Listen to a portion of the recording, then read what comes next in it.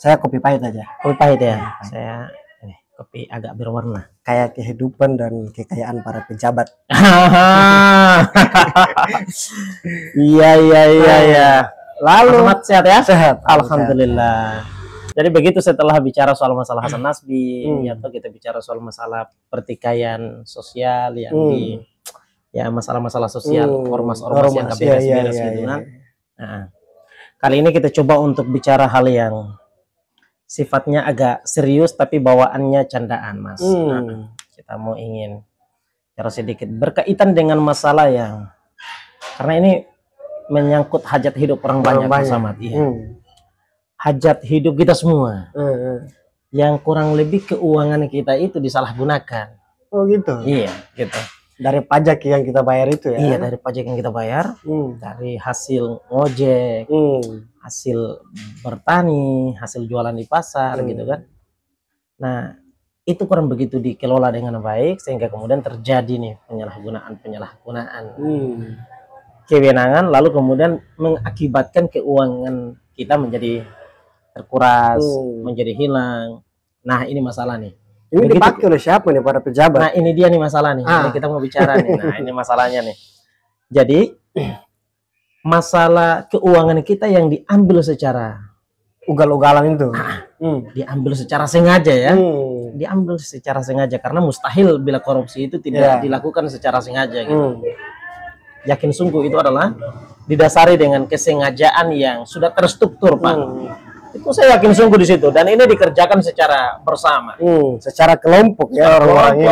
Betul. Padahal mereka ini kan pejabat, Pak. Pejabat. Kurangnya apa coba? Ya itu. Ya, toh? Sudah digaji dengan gaji yang besar, tapi masih saja dianggap kurang. Ke kantor aja masih pakai mobil dinas kan? Itu dia tuh. Sementara kita aja nih yang gajiin mereka tuh. Naik transportasi umum. Kadang jalan kaki, malah parahnya kan jalan kaki. Nah, ini masalah keuangan yang dikorupsi misalnya itu sampai sejauh ini itu bahkan misalnya ada 300-an triliun, ratusan miliar sampai dengan triliun dikorupsi, tapi pengembaliannya itu loh rumit. Yang kadang-kadang cuma 1 miliar, kadang-kadang ya pokoknya di atas angka-angka nominal yang memang cukup bikin kita tuh kok masa sih gitu ya. Bertanya ya. Iya. Uang yang diambilnya secara sengaja itu besar. Nah, sementara yang dikembalikan kok masih gitu nih.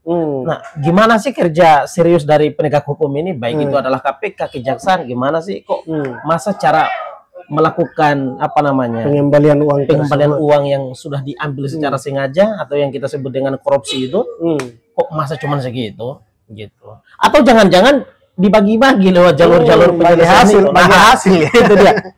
Mas Ahmad, kita mau ingin sentil menyangkut soal masalah undang-undang perampasan aset, RUU perampasan aset ini. Karena sudah lama itu. Sudah lama, dari sejak tahun 2008 tuh. RUU-nya itu diserahkan ke DPR. Sampai 2025. Sampai 2025. Nggak ada kejelasan. Yes. Itu bahkan ini kita nggak sembarangan bicara ya. Kita bicara berdasarkan pada fakta yang ada nih. Itu Prof Mahfud MD. Begitu tatkala Pak Jokowi di akhir periode pertamanya, itu kata Pak Mahfud, itu Pak Jokowi sudah menyiapkan RUU-nya, Pak. Dan itu diserahkan. Itu dia belum jadi Menko Polhukam ya? Belum. Lalu begitu saat 2018 itu dan 2019 kata Prof Mahfud itu dia kemudian melakukan pengajuan kembali itu ke DPR. Tapi kemudian sampai hari ini RUU perampasan aset itu malah justru kemudian tidak menjadi bagian daripada RUU yang harus diprioritaskan, Pak. Pertanyaan sederhananya, ada apa kok wakil rakyat kita kok kayak takut banget begitu kan? Atau memang mereka kejar yang lain? Kejar yang lain, bahas undang-undang yang lain atau mungkin mereka lagi sibuk kali ya. Nah, sebetulnya ini kan bicara soal masalah hal yang sifatnya urgent, Pak. Ini kan permasalahan kita dari dulu sampai sejauh ini itu adalah keuangan negara kita dikorupsi nih. Tapi permasalahannya adalah dalam pengembalian uang negaranya itu kan tidak sesuai dengan angka yang dikorupsikan kan. Betul. Nah itu makanya hadirnya undang-undang perampasan aset itu adalah agar gunanya adalah keuangan itu, iya itu bisa dikembalikan dengan si koruptor ini bisa ya, kan?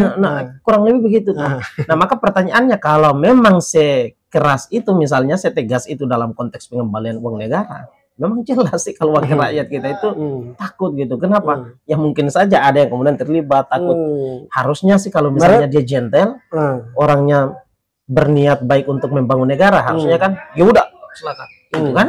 Itu artinya wakil rakyat kita itu betul-betul menyuarakan suara ya, dan dia tidak takut, dan dia takut dengan korupsi itu. Dia tidak takut untuk melakukan pemberantasan korupsi, dan dia betul-betul berniat untuk menyelesaikan perkara korupsi di Republik ini. Kan begitu tuh, nampak sekali. Malah justru kemudian terjadi kayak perdebatan-perdebatan yang dimana itu bikin RUU ini menjadi terkendala sampai sejauh ini. Ngarit dia. Yes, misalnya Prof Mahfud bilang, begitu kemudian setelah diajukan itu terjadi itu perdebatan, ada usulan yang mengatakan bahwa ini nanti misalnya dari Bu Mega misalnya, ini Prof Mahfud yang bilang loh, bahwa misal Bu Mega bilang ini nanti saja dulu, betul itu sangat bagus. Jadi Bu Mega apresiasi terkait dengan undang-undang perampasan aset, tapi nggak mendorong. tapi ya katanya untuk saat ini belum. Kenapa? Karena nanti akan disalahgunakan oleh pihak kepolisian nih. Nah, di dalam konteks untuk misalnya ini orang yang melakukan korupsi segala macam gitu, tapi pas begitu perampasan aset ini itu bisa dikasih kayak surat-surat sakti begitu, apa surat pembersihan atau apa itu.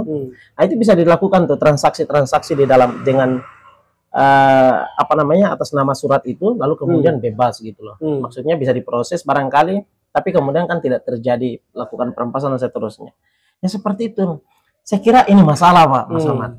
Ini sudah harus saatnya dengan berbagai macam kasus yang kemudian hari ini mencuat terlihat ke publik ya ini, kan? Di Indonesia belakangan ini, kayak misalnya kasus Jiwasraya, kasus Antam, PT Antam, minyak, PT Timah gitu kan, Pertamina.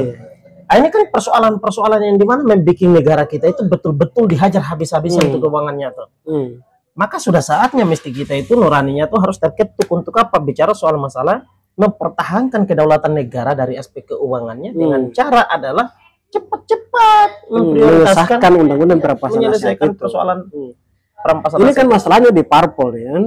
Apakah memang para ketum parpol ini mereka bagian dari kelompok nah itu sih masalahnya tuh. Nah, tapi Pak Prabowo kan sudah kemudian pidato dengan kita upayakan, kita harus usahakan undang-undang perampasan aset ini selesai. Ya sebetulnya tuh kalau Pak Prabowo itu berniat dan betul-betul dia mendorong, selesai itu barang. Kenapa? Karena parlemen itu diisi oleh partai pendukung dia semua kan? Semuanya iya. You kemon Pak Prabowo jangan cuma hanya saja bicara di depan layar kaca gitu loh. Tapi kemon betul-betul mendorong partai-partai pendukung ini untuk kemudian cepat meloloskan undang-undang perampasan aset. Jika memang mereka lambat, kan bisa perpu Pak. Perpu ya. Ya toh? Betul. Bisa keluarin tuh perpu tuh Pak Prabowo tuh. Agar apa? Ya biar kemudian mengindikasikan betul Pak Prabowo itu punya tidak bicara saja. Ya. Dan dia punya niatan untuk betul-betul menyelesaikan perkara korupsi di negara. Itu sih sebetulnya. Apalagi kan kalau dia batuk soal itu kan cuma di DPR kan kalau kita bilang nggak ada lagi yang oposisi kan. Dia batuk aja udah langsung disahkan. Betul. Ya oposisi apa lagi tuh? Nggak ada oposisi. Nggak ada. Ya. Ngomong-ngomong doang semuanya. Peristiwa Nasi goreng memanggil reuni lagi. Ya kan itu kan bikin mustahil ada apa namanya? Ada oposisi untuk memberikan keseimbangan di sana kan. Jadi kalau nggak disahkan berarti bisa kita menduga bahwa kekayaan para pejabat ini hampir 90% dari itu kali ya. Bagaimana? Kalau nggak disahkan. Kalau nggak disahkan. Yes, dugaan kita ya. Jangan-jangan semua pejabat ini terlibat. Ya kan? Jangan kekayaan mereka yang anak si A pakai mobil satu ini, B pakai yang ini. Iya, betul. Itu mereka belanja dari uang yang tidak pencucian uang segala macam rupa tuh. Jangankan bilang mereka, hakim saja kemudian lakukan itu kan. Di dalam rumahnya itu di bawah kolom tidurnya itu Iya, uangnya kan minta ampun kan.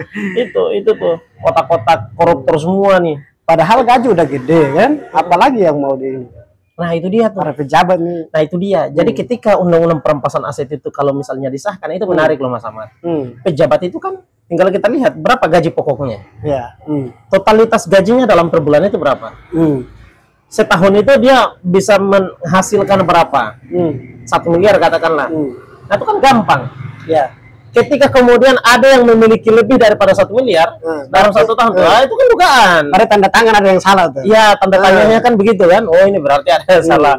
Nah, oh bisa saja ada tanda tangan yang di luar daripada ini gitu. Nah itu yang mesti harus ditelusuri. Jadi gampang sekali itu di situ tuh.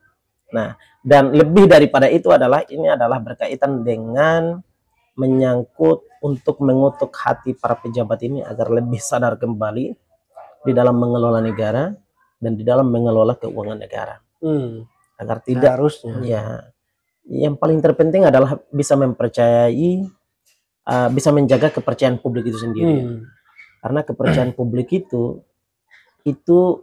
dia katakan di hadapan para saksi dengan sumpah di atasnya adalah kitab suci loh, ya kan? Dia itu kan bersumpah untuk menjaga amanah publik itu dengan di atas kepalanya ada kitab suci, entah itu adalah Islam, semua agama ya, ataukah kemudian dari agama lainnya lah, Kristen gitu. Nah itu tuh harusnya kan dia mampu menjaga itu amanah itu, karena ketika dia mampu menjaga amanah itu artinya dia menghargai Tuhannya. Loh ini parah lagi nih, kita menekankan pada urusan-urusan itu. Kenapa?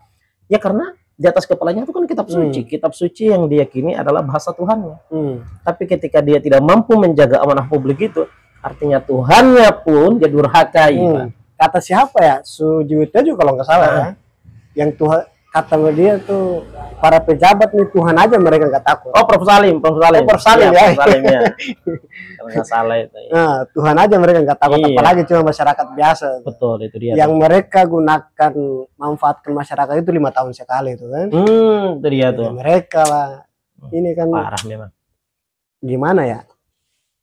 Ini terakhir hanya di Pak Presiden. Pak Presiden sih sebetulnya. Ini kepala negara. Kepala negara ya. Semua kehendak itu ada pada beliau. Ketika beliau menghendaki maka semuanya akan terlaksana dengan baik. Tapi kalau cuman omon-omon saja, Pak, sama saja itu barang. Itu hanya mentoknya di omon-omon. Tapi kalau omon-omon, by action, semuanya bakalan terlaksana sesuai dengan omon-omon. Gitu, Pak. Jadi nanti akan sebagaimana kata Pak Jokowi. Jadi be book to talk. Gitu. Gitu. Jadi memang mesti harus melakukan apa yang kita katakan gitu loh. Jadi tidak hanya sebatas pada berkata-kata saja lalu kemudian tidak menjalankan apa yang dikata-kata gitu loh. Jadi kalau Pak Prabowo bisa eksekusi akan berarti salah satu poin plus bagi Pak Prabowo bahwa di masa pemerintahan beliau bisa menyelesaikan itu ya. Sekurang-kurangnya adalah dia mampu mengeluarkan undang-undang perampasan aset itu. Ya toh, walaupun korupsinya belum secara totalitas diselesaikan, dituntaskan, tetapi sekurang-kurangnya dia memiliki citra baik di hadapan rakyat Indonesia bahwa dia mampu gitu loh. Dari persoalan undang-undang perampasan aset yang dari dulu menjadi persoalan, jadi menjadi tarik ulur di eranya itu malah justru diselesaikan dengan tuntas. Nah, saya kira ini adalah prestasi yang baik bila mana itu betul-betul digolkan gitu loh ya. Seperti itu Mas Ahmad. Tapi jadi, kalau memang dia belum bisa sahkan nih, apalagi isu yang sekarang ini kan matahari kembar kan masih panas ya kan. Mungkin berpikir ke sana lagi ataukah memang ditelepon buat makan siang bareng buat sebetulnya jangan terlalu ini terlalu berisik soal itu sikap, Pak Prabowo. Ini sikap saja, apapun itu matahari yang satunya itu adalah bagian daripada rakyatnya. Sudah tidak lagi kepalanya Bang, sudah jadi rakyat. Tapi kan masih ada anak pengaruh iparnya kan. Ya. Tapi itu kan konteks yang beda. Ini bicara soal masalah negara, berarti bicara soal siapa yang punya otoritas paling tertinggi di atasnya. Bila yang punya otoritas paling tertinggi katakanlah Pak Prabowo, tetapi masih bisa dipengaruhi sama pihak lain, berarti Pak Prabowo hanyalah sebatas boneka gitu. Boneka ya. Ban serep dia ya. Ban serep gitu. Tapi saya yakin sungguh dengan sikap ketegasan, latar belakang Pak Prabowo sebagai bagian dari militer gitu, prajurit terbaik negara gitu kan. ya dia mampu menunjukkan sikap dia sebagai seorang kepala negara yang betul-betul bersikap. Untuk apa? Untuk kemajuan negaranya sendiri. Jadi tidak omong-omong. Seperti itu. Tapi seharusnya sikap Pak Presiden ini lebih ke mantan presiden terdahulu, yaitu Pak SBY ya. Ya, pokoknya itulah. Beliau punya senior-senior terdahulu yang kita harapkan bisa kemudian diambil hikmah-hikmah terbaik di era-era mereka itu. Kan begitu. Entah itu di eranya SBY, Soeharto, atau kemudian di Soekarno gitu kan, ataukah kemudian para senior-senior jenderal lainnya gitu kan, yang memang jangan jenderal yang satu, ya yang banyak jabatan. Oh iya itu pokoknya pokoknya diselesaikan lah harus. Oke, seperti itu Mas. Kita sambung lagi bagaimana pendapat rekan-rekan sekalian berkaitan dengan hal ini. Silahkan dituangkan di kolom komentar. Semoga apa yang kita bahas bisa dapat menjadi bagian daripada kepedulian kita terhadap negara. Ya, dan menjadi bagian daripada kritikan keras kepada pejabat kita untuk bisa segera menyelesaikan persoalan yang tengah kita perjuangkan. Biar jangan makan duit panas terus. Yes. Nanti anak istri sakit, Pak. Nah, betul. Begitu. Terima kasih banyak. Assalamualaikum warahmatullahi wabarakatuh. Waalaikumsalam. Selamat. Thank you.